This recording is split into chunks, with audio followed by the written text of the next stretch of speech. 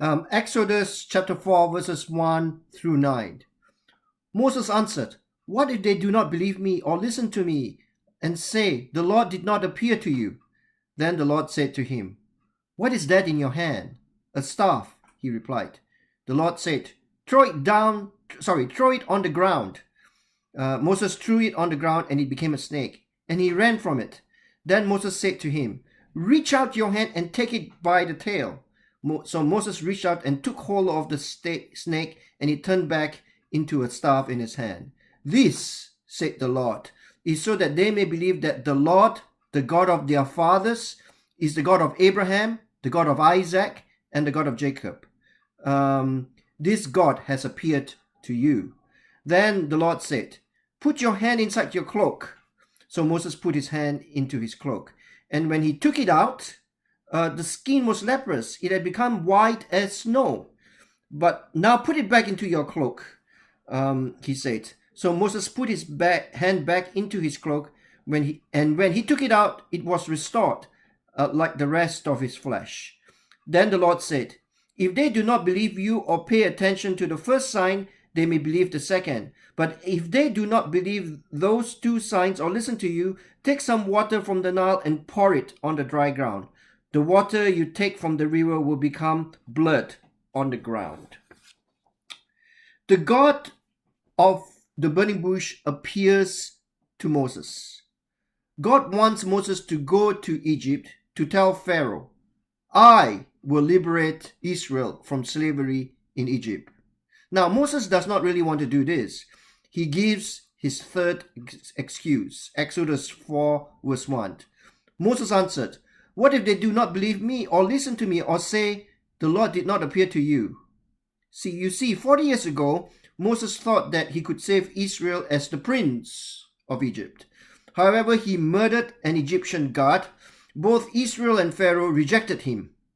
Moses sought refuge in Midian. Moses is no longer the prince of Egypt. He is a mere shepherd in the desert mountains of Midian. So Moses now shares his doubts before God. What if they don't believe me? After all, they rejected me once. What if they say, "God did not appear to you. You are a mere shepherd from Midian"? So then God shows his power before Moses. God tells Moses to throw his shepherd's staff against the ground. It becomes a snake. Moses runs from the snake. Then God says, "Grab the snake by the tail." It becomes a staff again. Then God says, "Put your hand in your cloak, under your cloak, Moses." Moses puts his hand under his cloak, and it becomes as leprous as white snow. And then God instructs him to put his hand back under the cloak, and it is healed. Finally, God asks Moses to drop water from the river Nile on the ground. It turns to blood. God shows Moses his capable power over nature and human beings. And these signs are a prelude to the 10 plagues that God will send to torment Pharaoh and his officials. God turns the river Nile to blood. He sends plagues of frogs, gnats, flies, boils, hails, locusts, and darkness on Egypt. Yet Moses still finds it hard to believe that God will empower him. He gives 2 more excuses against God. Now, it is not only Moses, Israel, and Egypt who have difficulty understanding God. Last year, Angus Reid did a survey in Canada called Faith in Canada 150. It did not show that a good number of people have an active faith in God. Percentage of non-believers, 19%. Percentage of spiritually uncertain, 30%. Privately faithful, 30%. Religiously committed, 21%. Now, the good news is that the majority of Canadians are spiritually inclined, 81%. And 51% believe in a God, but only 21% are religiously committed. There are more people who believe in God than those who do not believe in God. However, for them, this God has no impact in their lives. They believe in God but do not want to get involved with God. In 1966, John Lennon made this statement about God and the Beatles. Christianity will go, it will vanish and shrink. I needn't argue about that. I'm right and I'll be proved right. We are more popular than Jesus now. I don't know which will go first, rock and roll or Christianity. Jesus was all right, but his disciples were thick and ordinary. It's them twisting that ruins it for me. Now, John Lennon did apologize later after that. He said that he was commenting more on the popularity of the Beatles and he did not mean to look down on God or Jesus.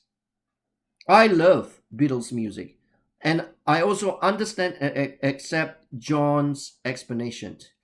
Yet, I believe that this recent survey of Faith in Canada 150 and John Lennon's 1966 statement illustrate one reality in life today.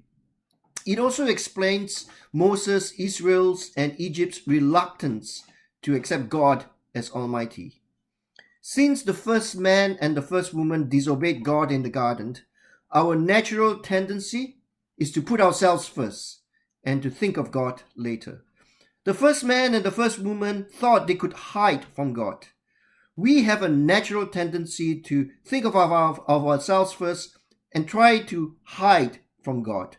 For me, this Faith in Canada 150 survey results are no different from the difficulty of Moses, Israel, and Egypt to understand and worship God. We have a natural tendency in our lives to avoid God. We want to build our kingdoms rather than let God build his kingdom in us. So, in showing Moses his power to change that staff into a snake, to make the hand leprous and to heal it, and to turn the water of the river Nile into blood, God shows himself to Moses as the almighty and all-powerful God. And he is showing Moses that as this all-powerful God, he is about to bring these plagues on Egypt. Now, God could do this without the human agency of Moses. As an all-powerful God of the burning bush, he could have obliterated Moses while Moses was giving excuses. However, God is patient and God is personal. God patiently answers all of Moses' excuses and God speaks to Moses directly. God is a personal God too. So we have a patient and a personal God. Exodus chapter 4 verses 4 through 5. Then the Lord said to him, "Reach out your hand and take it by the tail." So Moses reached out and took hold of the snake, and it turned back into a staff in his hand. "This," said the Lord, "is so that they may believe that the Lord, the God of their fathers, the God of Abraham, the God of Isaac, and the God of Jacob, has appeared to you." For 430 years, Israel has been in captivity in Egypt. Previously, God appeared to Abraham, to Isaac, and to Jacob. And Israel tried to keep these stories alive in captivity. However, Pharaoh and his officials have been hard on them. The gods of Egypt look much stronger than the God of Abraham, the God of Isaac, and the God of Jacob. They are beginning to doubt God because God has been silent of late. And they forget that God brought Jacob and Joseph to Egypt in the first place because of the drought and the famine in their original place. And now the God of Abraham, the God of Isaac, and the God of Jacob has heard their cries. God is calling Moses to return to Egypt to save Israel from captivity. God is the Almighty God. God is also the personal God to Israel. He is also Israel's saving God. And what is this first sign? The first sign that God gives to Moses. It is the sign of the shepherd staff.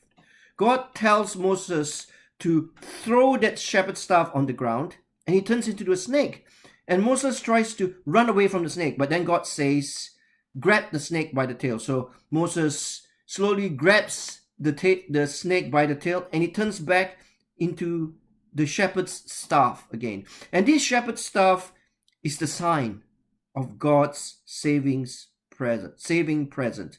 This staff will turn into a snake in the presence of Pharaoh and his officials, and will eat up the snakes from the staff of Pharaoh's officials. Exodus chapter 7. And Aaron will take this staff and stretch it over the river Nile, and the whole river becomes blood. Exodus 7. And this staff is also the staff that brings upon Egypt the frogs, the gnats, the hail, and the locusts. Exodus 8, Exodus 9, and Exodus 10. And after they come out of Egypt, this shepherd staff becomes a source of salvation for Israel and Moses.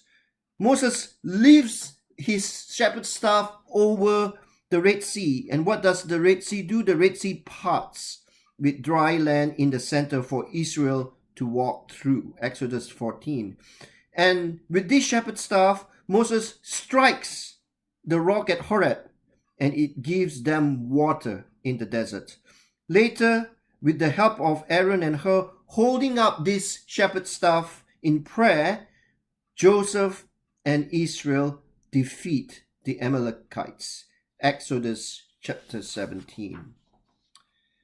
So Israel will settle in the land flowing with milk and honey 40 years later, and Israel will experience their greatest life under King David.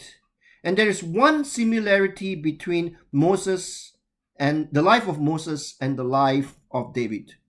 Both are shepherds one time in their life. Both look after sheep before they look after people. Both have a sense that God is their shepherd before they can be shepherds to sheep and the people. And both Moses and David have the experience of the shepherd staff as the sign of God's saving presence. Psalm 23. The Lord is my shepherd, I shall not want. He makes me lie down in green pastures. He leads me beside still waters. He restores my soul. He leads me in paths of righteousness for his name's sake. Even though I walk through the valley of the shadow of death, I will fear no evil, for you are with me. Your rod and your staff, they comfort me.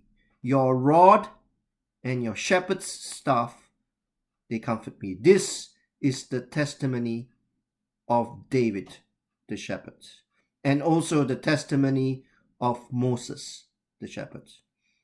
The word pastor is the Latin word for shepherd. Therefore, when I say that God calls me to pastor St. Andrew's Streetsville, it means that God has called me to be a shepherd to this church family. And I have been talking about change to our church that needs to happen in the next few years.